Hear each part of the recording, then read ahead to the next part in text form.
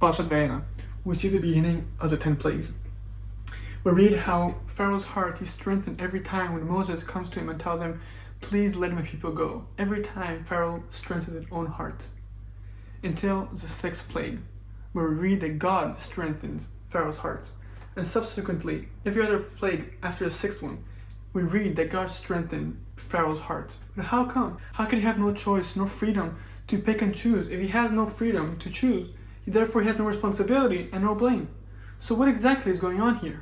As Maimonides puts it, if there's no free will, what room will there be for the entire Torah? But what right or justice could God punish the wicked or erode the righteous? Should the judge of our earth not do justice? Maimonides crystallizes a problem. How come we could punish Pharaoh for something he didn't do? Well, Rabbi Obadiah explains that the reason that God strengthened Pharaoh's heart was not to take away his free will, but to the contrary. It was because of his free will that he strengthened his heart. The Talmud in Tractate Sukkah says as following. Rabbi Assi said, "At first, the evil impulse is like a thin strand of spiderweb, but at the end, it is as thick as a wagon's rope." What he's telling us here is you may start doing something rationally from your choice. Pharaoh maybe started saying, "No, I want to resist this," because of his choices. Later on, it became not of his free will, but an addiction. It became a habit. Modern neuroscience is also aware of this, and we see that the more a person does a habit, the more myelin there is around the area, and the more extensively and more rapidly we do a behavior, and more difficult is it to break from the behavior and have a new habit and have a new behavior. And so Pharaoh, who enslaved Israel, ended up being enslaved himself. He became enslaved to his ideologies that now he cannot change anymore. He's not rational anymore. He already made a decision, and he hardened his heart himself so many times that he became addicted. He's obsessed. He no longer cares about what the reality is, what the Egyptian tells him. As we're going to read early next week in Parasha, that the advisors of Pharaoh tell him, "Let the people go so they may worship the Lord their God." Do you not realize Egypt is ruined? He cannot see rationally anymore. He's obsessed. It's an addiction. He chose this way. He became obsessed. He is no longer rational. This is exactly what the Torah is warning us of. Because people throughout history thought of free will as an either or. Either we have free will or we don't have free will. It's a black and white. But the Torah often is not in the black or white. It's in the nuance. It's in the gray. It's often more complex than it seems.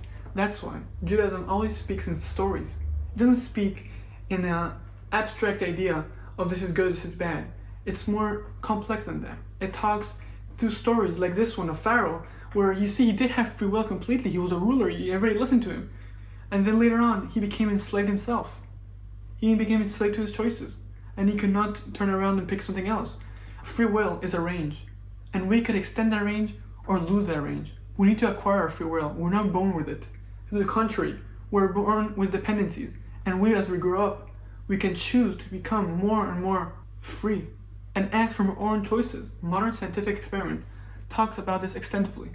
How people are influenced by groupthink and by other people, by authority in all the different ways. And there's many experiments that point to this. In a famous experiment where there was a group of 8 people, 7 of which were part of the experiment and 1 was not.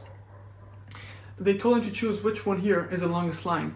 75% of the cases, the 8th person chose to be in agreement with the other 7. Even though it was easily understandable to be false, he still picked to be part of the group. There's multiple experiments showing this idea of people not being free to themselves and being part of the collective without thinking about what they're doing.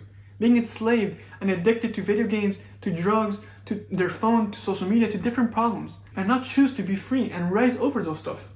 Freedom is not a given, nor is it an absolute. We have to acquire it slowly in stages. We can lose it, just like Pharaoh did, just like drug addicts, or we can work at it. We're not born free. We have to work hard to achieve freedom. To be free takes a conscious understanding of making rituals to combat this world, to create new neural pathways and strengthen them through constant ritual and habit. It requires a certain distance from society and from the culture around it, to not get swept away by fads or the fashion of the time, of things that may look liberating at the time, but retroactively looking, it was destructive. It needs a mindset of examining, of stepping back and waiting and analyzing before acting, of asking yourself, should I do this? May I do this? It is constantly asking yourself, is this who I am? Is this what I stand for? This is exactly what Judaism does. It is an ongoing seminar of impulse control and willpower.